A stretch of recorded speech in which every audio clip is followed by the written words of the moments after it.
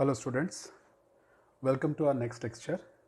इस लेक्चर में हम लोग देखेंगे कॉन्सेप्ट ऑफ इलेक्ट्रिक फील्ड के बारे में बात करेंगे। तो सबसे पहले ध्यान रखेंगे कि इलेक्ट्रिक फील्ड का जो कॉन्सेप्ट है वो कॉन्सेप्ट सबसे पहले माइकल फैराडे ने दिया था। तो चलिए इसका बेसिक कॉन्सेप्ट को समझते हैं कि क्या है ये एक्चुअली। अभी तक हम लोग जब कूलम्स लॉ पढ़ते थे तो हम लोगों ने देखा था कि एक चार्ज है, सपोज हमारे पास ये है, यहाँ पर एक पॉइंट चार्ज है, ठीक। ये चार्ज है Q1 और यहां पे एक दूसरा चार्ज है, सपोज मान लेते हैं Q2। तो आप बोलते हो Q1 Q2 को पुश कर रहा है, पुल कर रहा है, व्हाटएवर इट में भी, या Q2 Q1 को पुश कर रहा है या पुल कर रहा है, जो भी चीज हो रहा है। मतलब Q1 से अगर देखा जाए तो Q1 जो Q2 को पुश कर रहा है या फोर्स लगाकर अपने से दूर भगा रहा है। फिलहाल हम लोग अगर इसको पॉजिटिव मान लेते हो। अब सवाल उठता है यहां पर कि अगर आप यहां से इस चार्ज पार्टिकल को हटा देते हैं तो यहां पे है क्या? तो सर कुछ नहीं है, एकदम हवा है यहाँ पर। यस, एकदम सही है, बात हवा है। लेकिन सवाल है, जब अगर यहाँ पर हवा ही है तो यहाँ पे जब Q2 को रखे थे तो कौन धक्का दे रहा था? तो फिर यहाँ पर यह बात आता है कि जरूर इसके कारण यहाँ पर कोई ना कोई इफेक्ट होता होगा, और वो इफेक्ट एक इलेक्ट्रिकल इफेक्ट होता है। जैसे आप किसी गर्म चीज के आसपास रहते हैं तो आपको एक हीटिंग इफेक्ट महसूस होता है, ठीक। आप अगर किसी मास के सराउंडिंग, जैसे अर्थ के सराउंडिंग में रहते हो तो ग्रेविटेशनल इफेक्ट आपको अट्रैक्ट करता है। उसी तरह से किसी भी चार्ज के चारों तरफ एक इलेक्ट्रिकल इफेक्ट होता है, और इस इलेक्ट्रिकल इफेक्ट को हम लोग क्या बोलते हैं? इलेक्ट्रिक फील्ड बोलते हैं। और आपको यहां पर समझ में आ रहा है कि किसी हीटिंग इफेक्ट के सामने आने से चीजें जल सकती हैं, किसी ग्रेविटेशनल फील्ड में इफेक्ट में आने पर कोई ऑब्जेक्ट अपने पास पुलिंग इफेक्ट जनरेट करता, पुलिंग इफेक्ट के कारण वो अर्थ की तरफ या उस ऑब्जेक्ट की तरफ खींचा जाता है। उसी तरह से किसी भी इलेक्ट्रिक फील्ड में अगर आप किसी चार्ज पार्टिकल को रखते हो तो वह इलेक्ट्रिक फील्ड उस चार्ज पार्टिकल पर फोर्स जनरेट करता है। तो यहीं से आपके पास इलेक्ट्रिक फील्ड का एक आइडिया निकल गया कि इलेक्ट्रिक फील्ड जो होता है ये किसी भी चार्ज पार्टिकल के चारों ओर का वो रीजन होता है जहां पे अगर आप किसी एक चार्ज को रखते हो तो वह चार्ज फोर्स एक्सपीरियंस करता है। This is how we going to define electric field. तो चलिए हम लोग इलेक्ट्रिक फील्ड का डेफिनेशन को देख लेते हैं और उसको लिखते हैं, उसके बाद फिर आगे के बारे में बात करते हैं क्या करना है। तो ये रहा इसका definition, the region around a charge particle. तो कोई जरूरी नहीं कि पार्टिकल ही हो, रीजन अराउंड ए चार्ज, क्योंकि चार्ज पार्टिकल के फॉर्मेट में भी हो सकता है और चार्ज चाहे एक्सटेंडेड फॉर्मेट में भी हो सकता है। इसलिए हम लोग कोई जरूरी कि चार्ज पार्टिकल ही बोले, चार्ज बोल सकते हैं यहाँ पर। तो हम लोग फिर से इसको देखते हैं, the region around a charge particle up to which it shows is electrical influence is called electric field. किसी भी चार्ज के चारों ओर का वो जगह जहां तक वो अपना इलेक्ट्रिकल इन्फ्लुएंस शो करता है उसे ही हम लोग क्या कहते हैं? इलेक्ट्रिक फील्ड कहते हैं। और इलेक्ट्रिकल इन्फ्लुएंस किसको बोलेंगे? इलेक्ट्रिक इन्फ्लुएंस में अगर आप किसी चार्ज पार्टिकल को रखते हो तो वो क्या एक्सपीरियंस करता है? फोर्स को एक्सपीरियंस करता है, ठीक है। अब जब हम लोगों ने ये सब चीजों के बारे में बात कर लिया है तो अब इस चीज को समझने से पहले हम लोग एक डिफरेंट टाइप का चीज के बारे में बात करते हैं और उस कॉन्सेप्ट को समझते हैं। ये एक थ्योरेटिकल बात है, ऐसा प्रैक्टिकली होता नहीं है जो हम लोग पढ़ने वाले हैं, बट समझते हैं क्या चीज होता है। तो चलिए हम लोग का जो अगला कॉन्सेप्ट इसमें पढ़ लेते हैं, that is called test charge. Test charge, इस टेस्ट चार्ज को बेसिकली हम लोग Q0 से एक्सप्रेस करते हैं। ऐसा कोई जरूरी नहीं कि Q0 ही होता है, इसको हम लोग Q0 से एक्सप्रेस करते हैं। अब होता है ये टेस्ट चार्ज क्या होता है? देखिए, टेस्ट वर्ड से ही समझ में आता है एक बहुत छोटे लेवल पे कोई चीज को करना। जैसे मान लेते हैं, सपोज आप कभी भी कोई चीज का, जैसे हम लोग का एग्जाम होता है, आप एग्जाम में देखते हो कि आप लोग के एग्जाम में हम लोग मतलब एग्जाम के पहले कोई भी सब्जेक्ट लेते हैं, जब आप फिजिक्स पढ़ते हो तो आप पूरा पूरा फिजिक्स का बुक पढ़ लेते हो जिसमें हजारों क्वेश्चन आप लोग न्यूमेरिकल प्रैक्टिस किए रहते हैं, कई प्रॉब्लम बना रहते हैं, कई सारा चीज पढ़े रहते हैं, और मुश्किल से 20-25 क्वेश्चन आता है एक टेस्ट में, ठीक है। अब जब आपको कभी अपना ब्लड टेस्ट कराना रहता है तो आपके पूरे ब्लड को थोड़ी निकाल के टेस्ट किया जाता है, थोड़ा सा ब्लड निकालते हैं, निकाल के उसको टेस्ट करते हैं। उसी प्रकार से यहाँ पे जब मैं टेस्ट चार्ज की बात कर रहा हूं तो ये एक प्रकार का ऐसा चार्ज, एक हाइपोथेटिकल चार्ज है जिसको हम लोग सिर्फ थ्योरेटिकल डिफाइन करने के लिए यूज करते हैं। उस हाइपोथेटिकल चार्ज को हम लोग क्या बोलते हैं? Test charge. अब आप बोलोगे सर ये टेस्ट चार्ज का क्या मतलब होता है? तो अगर देखिए, टेस्ट चार्ज का मतलब ही होता है ये किसी चीज को टेस्ट करने में यूज किया जाता है। अब ऐसा टेस्ट करने में यूज़ करने का मतलब तो अभी बताएं, बात करेंगे किस में यूज़ करेंगे, लेकिन बड़ा सा इसमें एक्सक्लूसिवली क्या चीज़ है, क्यू नॉट क्या चीज़ है बता रहा है, टेस्ट चार्ज का क्या चीज़ होना चाहिए, प्रॉपर्टी क्या होना चाहिए। तो ध्यान रखना, टेस्ट चार्ज का कुछ स्पेसिफिक प्रॉपर्टी होता है, आपको दिमाग में रखना पड़ेगा। पहला, जो टेस्ट चार्ज का जो वैल्यू रहता है उसको हम लोग बहुत छोटा लेते हैं। That means Q not tends to 0, मतलब इतना छोटा लेते हैं कि जस्ट नेग्लिजिबल, मतलब जस्ट हम लोग को टेस्ट करना है। जैसे मैंने आपको अभी बताया, आप इतना सारा पढ़ाई करते, इतने क्वेश्चन प्रैक्टिस करते हैं, लेकिन टेस्ट में थोड़ा सा आता है ना। उसी प्रकार से आपके बॉडी में से एक ड्रॉप ब्लड निकाल के आपका ब्लड को टेस्ट किया जाता है, दैट इज नेग्लिजिबल, मतलब आपको उतना ब्लड निकाल से आपके शरीर में कोई प्रॉब्लम नहीं होगा। उसी तरह से टेस्ट चार्ज भी एक ऐसा हाइपोथेटिकल चार्ज होता है जिससे हम लोग किसी भी इलेक्ट्रिक फील्ड या इलेक्ट्रिकल रीजन को टेस्ट करने के लिए हम लोग इसको यूज करते हैं। फॉर दैट रीजन ये टेस्ट चार्ज का जो वैल्यू रहता है वो बहुत छोटा लिया जाता है, and it is nearly consider to be 0, but again I am repeating, it is not equal to 0, पहला। उसके बाद दूसरा एक प्रॉपर्टी आपको ध्यान रखना पड़ेगा, it is a convention actually, कि टेस्ट चार्ज को बाय कन्वेंशन हम लोग इसको पॉजिटिव ही लेते हैं। कन्वेंशन मतलब परंपरा, दुनिया भर में एक परंपरा लेके चला जा रहा है कि हम टेस्ट चार्ज को पॉजिटिव ही लेके चलेंगे, कि हम लोग उसी बेसिस पे सारी चीजों के बारे में समझाएंगे, सारी चीजों को एक्सप्लेन करेंगे। तो this is what we call as test charge. अब चलिए देखते हैं इस टेस्ट चार्ज का क्या एप्लीकेशन है हमारे फिजिक्स में, क्योंकि आप अभी बोल सकते हो कि सर आप इलेक्ट्रिक फील्ड पढ़ाते पढ़ाते अचानक टेस्ट चार्ज में क्यों आ गए। तो चलिए उसी के बारे में हम लोग थोड़ा सा आगे समझते हैं हम लोग। तो देखिए इसमें क्या देख रहे हैं हम लोग, इंटेंसिटी और strength of the electric field. तो अब कुछ चीजें मैं आप लोगों से पूछूंगा और आप लोग मेरे को इसको समझाएंगे, बताएंगे। सपोज आप यहां पर ये मान लेते हैं, एक चार्ज लेते हैं, ठीक है, और आपने अभी पढ़ा इलेक्ट्रिक फील्ड का डेफिनेशन कि space around a charge particle up to which if any charge is placed it will feel the effect of electric force, या उस इलेक्ट्रिकल इन्फ्लुएंस को ये करता है, डिटेक्ट करता है, ठीक है। तो मान लेते हैं, मैं अब सीधा सा बात में आता हूं, मैं यहां पर अब क्या करता हूं, चेक करने के लिए कि यहां पर कितने जगह पर कितना इफेक्ट है, तो ऑब्वियसली यहां पे एक टर्म यूज करेंगे, दैट इज अभी मैंने कुछ देर पहले ही आपको बताया, टेस्ट चार्ज। तो मान लेते हैं मैं इसके कारण इफेक्ट को डिटेक्ट करना चाहता हूं, तो ध्यान रखना, जिसके कारण मैं इफेक्ट को डिटेक्ट करना चाहता हूं उसे कहते हैं सोर्स चार्ज। उसे क्या कहेंगे हम लोग, सोर्स चार्ज। और जिससे डिटेक्ट करते हैं उसको बोलते हैं हम लोग टेस्ट चार्ज। उसे क्या कहेंगे हम लोग, टेस्ट चार्ज कहेंगे। जिसके कारण इलेक्ट्रिक फील्ड चेक करना है उसे कहेंगे सोर्स चार्ज, जिससे चेक करेंगे उसे क्या कहेंगे हम लोग, टेस्ट चार्ज। अब एज्यूम करो, आप अपना कॉमन सेंस लगाना, आपने टेस्ट चार्ज को इस चार्ज से, सोर्स चार्ज से किसी स्पेसिफिक डिस्टेंस पे रखा है, तो ऑब्वियसली बोलोगे सर ये इस पर फोर्स लगाएगा। अब देखिए थोड़ा ध्यान देना ना, यहाँ पर एक और भी बात आता है। अब आप फिर से आपके दिमाग में वो बात आ रहा होगा, सर क्यों टेस्ट चार्ज को हम लोग छोटा क्यों लिए हैं। तो एक्चुअली क्या होता है कि टेस्ट चार्ज को छोटा लेने के पीछे रीजन ये होता है कि इसका काम है टेस्ट करना, और ये इसके कारण यहाँ पर इलेक्ट्रिक फील्ड है। अगर मान लेते इसका वैल्यू बहुत बड़ा हो तो ये इसके इलेक्ट्रिक फील्ड को डिस्टर्ब करेगा, तो हम लोग इसका वैल्यू को इतना छोटा लेते हैं कि ये जो सोर्स चार्ज है उसके कारण जो चारों तरफ इलेक्ट्रिक फील्ड बन रहा है वो डिस्टर्ब ना करे। फॉर दैट रीजन हम लोग according to convention test charge को हमेशा क्या लेते हैं, हम लोग बहुत छोटा लेते हैं, दैट इज टेंड्स टू 0 लेते हैं।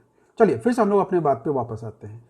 यहां पर बोल रहा हमारे पास ये सोर्स चार्ज के कारण यहां पर आप यहां पर टेस्ट चार्ज को देखते हो, तो ऑब्वियसली बात है कि आपको पता है ये टेस्ट चार्ज, सोर्स चार्ज इस पर फोर्स लगाया जिसके कारण ये फेंका जाएगा, दूर चला जाएगा, ठीक, क्योंकि आपने वही भी पढ़ा था कि जो टेस्ट चार्ज होता है उसको अपन पॉजिटिव लेते हैं। ओके, अब आप इमेजिन कीजिए कि मैं इस टेस्ट चार्ज को यहां पे न रख के, सपोज इस पोजीशन का नाम रखा था मैंने ए, ठीक है, अब इस ए पोजीशन से हटाकर मैंने इस टेस्ट चार्ज को रख दिया यहां पर, इस जगह पर रख दिया, ये हो गया बी पोजीशन।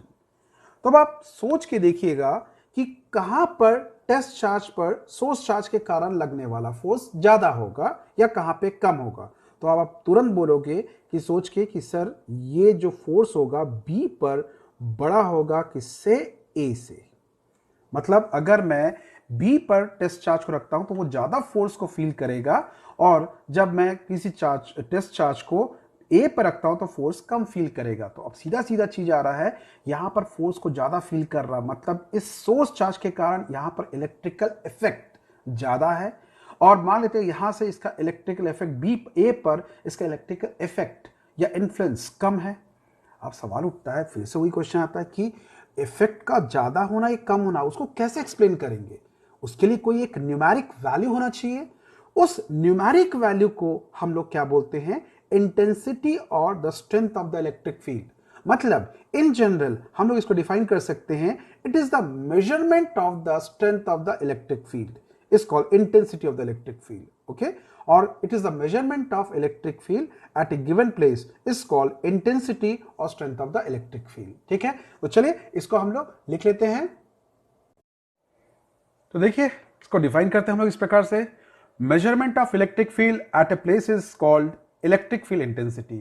किसी जगह पर इलेक्ट्रिक फील्ड कितना ज्यादा है कितना कम है, उसके मेजरमेंट को हम लोग क्या बोलते हैं? Strength of the electric field या फिर इलेक्ट्रिक फील्ड इंटेंसिटी या intensity of the electric field कहते हैं। ठीक है, ये तो इसका एक जनरल डेफिनेशन है। अब इसके मैथमेटिकल डेफिनेशन पर बात करते हैं कि कैसे मेजर किया जाता है। तो अगर आप देखो, इसको डिफाइन करने के लिए मैंने क्या यूज किया था? टेस्ट चार्ज पर कितना फोर्स लग रहा है। यहां पर मैंने बोला बी पर टेस्ट चार्ज पर फोर्स ज्यादा लग रहा है, तो यहां पर फील्ड का जो स्ट्रेंथ है या इंटेंसिटी ज्यादा है, और ए पर फोर्स कम लग रहा है, तो यहां पर स्ट्रेंथ या इलेक्ट्रिक फील्ड का जो इंटेंसिटी है वो क्या है? कम है। तो आप इसको डिफाइन कर रहे हो on the basis of force. तो चलिए इसी से हम लोग इसका एक प्रॉपर मैथमेटिकल डेफिनेशन देते हैं कि इलेक्ट्रिक फील्ड इंटेंसिटी का मैथमेटिकल डेफिनेशन के बारे में बात करते हैं। तो चलिए इसके मैथमेटिकल डेफिनेशन को हम लोग लिखते हैं। अब हम लोग मैथमेटिकली इसको डिफाइन करते हैं, force acting on unit positive charge और टेस्ट चार्ज। देखिए यूनिट पॉजिटिव चार्ज भी हम लोग बोलते हैं, टेस्ट चार्ज की जगह पर कई बार यूनिट पॉजिटिव चार्ज भी बोलते हैं, और test charge is called intensity of the electric field. तो ये इसका मैथमेटिकल डेफिनेशन है। ठीक है, इसको हम लोग मैथमेटिकली इस प्रकार से डिफाइन करते हैं। तो अब मैथमेटिकली इसको अगर लिखना होगा तो इलेक्ट्रिक फील्ड को हम लोग किससे रिप्रेजेंट करते हैं? ई से रिप्रेजेंट करते हैं। Okay, and it is defined as force acting on unit positive charge. मतलब जो फोर्स यूनिट पॉजिटिव चार्ज है या टेस्ट चार्ज है, उस पर लगने वाले फोर्स को हम लोग क्या बोलते हैं? उस जगह का इलेक्ट्रिक फील्ड कहते हैं। और यहां पर ये जो Q नॉट है, आपको बताना पड़ेगा कि Q नॉट क्या है। एक टेस्ट चार्ज है तो आप लिखते हो Q नॉट का लिमिट टेंड्स टू 0। मतलब आपने जो ये Q नॉट लिया है ये एक टेस्ट चार्ज है, तो किसी जगह पर टेस्ट चार्ज पर लगने वाले फोर्स को उस जगह का इलेक्ट्रिक फील्ड इंटेंसिटी कहते हैं। और क्योंकि आपको दिख रहा है कि ये इलेक्ट्रिक फील्ड, अगर आप इमेजिन करो यहां पर आप अगर ये जो चार्ज है ये पॉजिटिव चार्ज है, तो इस टेस्ट चार्ज को वो अपने से दूर भगाएगा, और अगर ये नेगेटिव चार्ज है ये टेस्ट चार्ज को वो अपनी तरफ खींचेगा। तो मतलब आप बोल सकते हो कि यहां पर अलग अलग चार्जेस के लिए इलेक्ट्रिक इफेक्ट या इन्फ्लुएंस का डायरेक्शन अलग अलग है। तो देखिए इलेक्ट्रिकल इन्फ्लुएंस का डायरेक्शन अलग अलग है, और इस इलेक्ट्रिकल इन्फ्लुएंस को ही हम इलेक्ट्रिक इंटेंसिटी कहते हैं, इलेक्ट्रिक फील्ड इंटेंसिटी कहते हैं। तो इससे समझ में आ रहा है कि इलेक्ट्रिक फील्ड इंटेंसिटी का एक डायरेक्शन होता होगा। तो इस कारण से इलेक्ट्रिक फील्ड इंटेंसिटी का डायरेक्शन होने के कारण इसे हम वेक्टर क्वांटिटी बोलते हैं। लेकिन सबसे पहले हम लोग इसके यूनिट के बारे में बात करते हैं। तो इसका जो बेसिक हम लोग यूनिट यूज करते हैं वो होता है न्यूटन पर कूलम। ओके, और नहीं तो एक और यूनिट भी यूज किया जाता है। वो यूनिट कहां से आया उसके बारे में हम लोग बाद में बात करेंगे, क्यों वो यूनिट कहां से आया। बट अभी जान के रखिए न्यूटन पर कूलम और वोल्ट पर मीटर होता है। ठीक है, चलिए ये दोनों यूनिट के बारे में अपन बाद में बात करेंगे, वोल्ट मीटर के बारे में तो बाद ही में बात करेंगे क्योंकि अभी समझ में आपको नहीं आएगा। ठीक है, तो चलिए अब थोड़ा सा और आगे बढ़ते हैं हम लोग यहां पर। ठीक है, देखिए जैसा कि मैंने अभी बताया आप लोगों को कि इलेक्ट्रिक फील्ड का इन्फ्लुएंस जो होता है वो चार्ज डिपेंडेंट होता है। अगर आप एक पॉजिटिव चार्ज के पास अगर किसी टेस्ट चार्ज को रखते हैं, जैसे ये पॉजिटिव चार्ज है, इस पॉजिटिव चार्ज के पास में अगर आप एक टेस्ट चार्ज को रखते हैं तो ये पॉजिटिव चार्ज इस टेस्ट चार्ज को अपने से दूर भगाएगा। मतलब यहां पर इस सोर्स चार्ज के कारण इलेक्ट्रिक फील्ड का इन्फ्लुएंस दूर भगाने वाला है। उसी तरह से अगर आप यहां पर नेगेटिव चार्ज लेते हैं, ये रहा हमारे पास नेगेटिव चार्ज, तो नेगेटिव चार्ज को क्या करेगा? टेस्ट चार्ज को क्या करेगा? अपनी तरफ खींचेगा। तो यहां पर इलेक्ट्रिक फील्ड का जो इंटेंसिटी है उसका डायरेक्शन किधर है? बता, इस तरफ है। तो देखिए आप बार बार देख रहे हैं कि चार्ज के बेसिस पे इसका डायरेक्शन होता है, इसलिए हम लोग इलेक्ट्रिक फील्ड इंटेंसिटी को क्या मान सकते हैं, वेक्टर क्वांटिटी मान सकते हैं। तो ये एक और बहुत इंपॉर्टेंट चीज ध्यान रखेंगे, it is a vector quantity, it is a vector quantity, it is a vector quantity, पहला बात। अब अगला बात तुरंत बोलोगे सर वेक्टर क्वांटिटी है तो इसका डायरेक्शन किधर होगा, हाँ ये भी जानना जरूरी है। तो आप देखेंगे इस पॉजिटिव चार्ज के कारण, मतलब ये जो सोर्स चार्ज है इसके कारण टेस्ट चार्ज का डायरेक्शन देखिए इस पॉजिटिव चार्ज से दूर की तरफ है, मतलब दूर भगा रहा है। तो मतलब यहां पर इलेक्ट्रिक फील्ड का इन्फ्लुएंस दूर भगाने वाला है, मतलब फोर्स के बेसिस पे आप डिसाइड कर रहे हो तो फोर्स इसको दूर ले जा रहा है, और यहां पर फोर्स का टेंडेंसी क्या है, पास ले जाने का। तो इसीलिए इसका डायरेक्शन किस तरफ होता है, तो डायरेक्शन जो होगा क्या होगा, direction along the direction of the force होगा, along the direction of force होगा, along direction of force होगा। इस कारण से जब आप इसको नॉर्मल वेक्टर फॉर्म में लिखते हैं तब आप इसको लिखते हैं electric field vector E is equal to, आप यहां पर लिखते हैं F vector upon Q not, और ये हो जाएगा limit Q not tends to 0। ये डेफिनेशन है, मैथमेटिकल डेफिनेशन है, इसको लेके बहुत ज़्यादा दिल से मत लगा लेना कि सर ये Q नॉट लिमिट क्या है, कुछ नहीं। मैथ्स में हम लोग पढ़ते हैं किसी भी चीज़ को जब बहुत छोटा दिखाना होता है, जीरो के लगभग दिखाना होता है, तब हम लोग क्या करते हैं, ये लिमिट वाला टर्म को यूज़ करते हैं। इसके लेके बहुत ज़्यादा आप वरी नहीं होंगे, आपको टेंशन मत लीजिए इसको लेके, ठीक है। तो चलिए अब जब आपने ये देख लिया, अब हम लोग बात करेंगे यहाँ पर कि इस इलेक्ट्रिक फील्ड के चीज़ के बारे में और थोड़ा सा समझते हैं हम लोग यहाँ पर, इसका क्या क्या और यूज़ करेंगे। तो मतलब एक चीज़ समझ में आपको ये आ रहा है कि इलेक्ट्रिक फील्ड में अगर आप किसी चार्ज को रखते हो तो वो फोर्स को इन्फ्लुएंस करता है। तो अब आप एक चीज़ देखिएगा, अगर मैं यहाँ पर ये एक्सप्रेशन को देखूँ, इस एक्सप्रेशन को देखूँ अगर, तो देखिएगा आप इस एक्सप्रेशन से आप एक चीज़ देख सकते हो कि E is equal to F by Q not, और आप यहां से क्या लिख सकते हो, F is equal to E into Q not या क्यू नॉट इंटू E लिख सकते हो। मतलब जो टेस्ट चार्ज है उस पर लगने वाले फोर्स को आप इस तरह से डिफाइन करते हो। लेकिन आप बोलोगे सर मान लेते टेस्ट चार्ज नहीं है तो कैसे फोर्स कैलकुलेट करेंगे, तो कुछ नहीं, जो टेस्ट चार्ज नहीं है तो उसका जगह दूसरा चार्ज लगा दोगे। फॉर एनी चार्ज, अगर आप लिखना चाहते हो यहां पर फॉर एनी चार्ज, ठीक है, देखिए for any charge, any charge Q in field E, field E, force is equal to, force is equal to, हम लोग क्या लिखेंगे, Q into E लिख देंगे। तो अब आपको समझ में आ रहा होगा कि मैं क्यों इलेक्ट्रिक फील्ड के पीछे पड़ा था, क्योंकि आप एक चीज देख रहे हो, अभी तक अगर आपको फोर्स निकालना होता तो आप कूलम्स लॉ का यूज करते थे, और कूलम्स लॉ के यूज में आपको दिखता था कि आपको दो चार्ज के बीच का डिस्टेंस, बहुत सारी चीजों के बारे में जरूरत पड़ता था। लेकिन देखिए अगर आपको किसी जगह का किसी सोर्स चार्ज के कारण इलेक्ट्रिक फील्ड पता हो तो आप सिर्फ इलेक्ट्रिक फील्ड में चार्ज का मल्टीप्लिकेशन कर दोगे तो आपको उस चार्ज पर लगने वाले फोर्स का वैल्यू आपको मिल जाएगा। तो चलिए हम लोग आगे और थोड़ा बात करते हैं कि इस इलेक्ट्रिक फील्ड को रिप्रेजेंट कैसे करेंगे, हम लोग किस तरह से इसको एक्सप्लेन करेंगे, ठीक है। चलिए इसको देखते हैं हम लोग।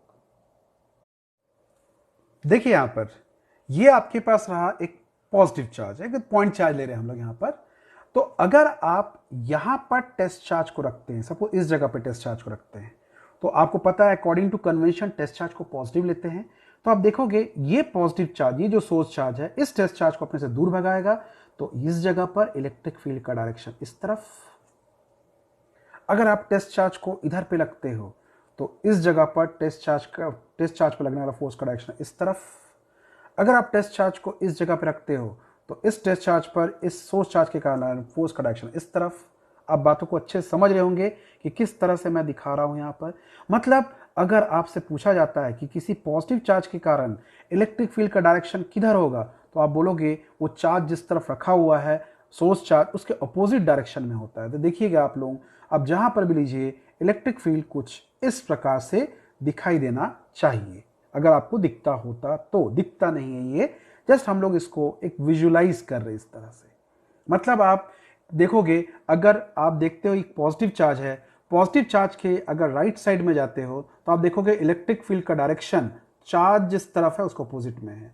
अगर आप लेफ्ट साइड में देखते हो, इस तरफ में देखते हो, तो देखोगे इलेक्ट्रिक फील्ड का डायरेक्शन जिस तरफ चार्ज है उसके ऑपोजिट साइड में होगा। ठीक है, तो इस तरीके से आप हमेशा ध्यान रखना कि जिस चार्ज के कारण, अगर चार्ज पॉजिटिव चार्ज है और उस पॉजिटिव चार्ज के कारण अगर किसी पॉइंट पर इलेक्ट्रिक फील्ड निकालना हो, तो आप ये देखोगे उस पॉइंट से किस तरफ चार्ज रखा हुआ है। अगर चार्ज लेफ्ट में रखा हुआ तो इलेक्ट्रिक फील्ड का डायरेक्शन राइट में होगा, और अगर चार्ज राइट में रखा हुआ है उस पॉइंट से, तो इलेक्ट्रिक फील्ड का डायरेक्शन किधर लेंगे? लेफ्ट में लेंगे। बात समझ में आ रहा है आप लोगों को? तो ये पॉजिटिव चार्ज के कारण जो इलेक्ट्रिक फील्ड होगा वो आपको कुछ इस प्रकार से दिखाई देगा। अब हम लोग नेगेटिव चार्ज के कारण इलेक्ट्रिक फील्ड कैसा दिखता होगा उसके बारे में थोड़ा बात करते हैं। ये रहा यहां पर नेगेटिव चार्ज एक। इस नेगेटिव चार्ज में आप देखेंगे कि अगर मैं टेस्ट चार्ज को यहां पे रखता हूं, इस जगह पर रखता हूं, तो test charge by nature, by convention positive होता है।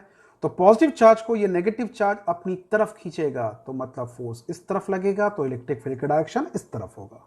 अगर आप टेस्ट चार्ज को इधर पे रखते हैं तो क्या होगा? ये नेगेटिव चार्ज इस टेस्ट चार्ज को अपनी तरफ खींचेगा, मतलब इस तरफ होगा फोर्स का डायरेक्शन, तो इलेक्ट्रिक फील्ड का डायरेक्शन भी इसी तरफ होगा।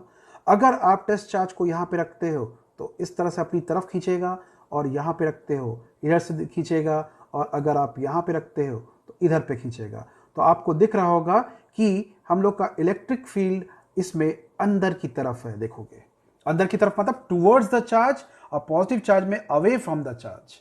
ठीक है, ये टुवर्ड्स द चार्ज होगा, ये अवे फ्रॉम द चार्ज होगा, चार्ज से दूर की तरफ रहेगा। तो इस तरह को हम लोग बोलते हैं रेडियली आउटवर्ड बोलते हैं। इस तरह को अपन बोलते हैं रेडियली आउटवर्ड। और इस तरह के इलेक्ट्रिक फील्ड को बोलेंगे रेडियली इनवर्ड। रेडियली इनवर्ड, ये रेडियली इनवर्ड है। रेडियली मतलब अलोंग द रेडियस। ओके, तो देखो अलोंग द रेडियस टाइप का दिख रहा है, ये सेंटर है, सेंटर। और आप बोलोगे क्या सभी के लिए इलेक्ट्रिक फील्ड का पैटर्न इस प्रकार से होता? नहीं, वो जो होगा उसके बारे में अपन बाद में डिस्कस करेंगे। अभी फिलहाल मैंने दो चार्ज के बारे में बात किया, एक पॉजिटिव चार्ज पॉइंट चार्ज, एक नेगेटिव पॉइंट चार्ज। इनके कारण इलेक्ट्रिक फील्ड को आप इस तरह से आइडेंटिफाई करेंगे। तो बेटा सबसे इंपॉर्टेंट चीज भी ध्यान रखना, अभी सबसे कंफ्यूजन होता है इलेक्ट्रिक फील्ड का डायरेक्शन को सेंस करने में।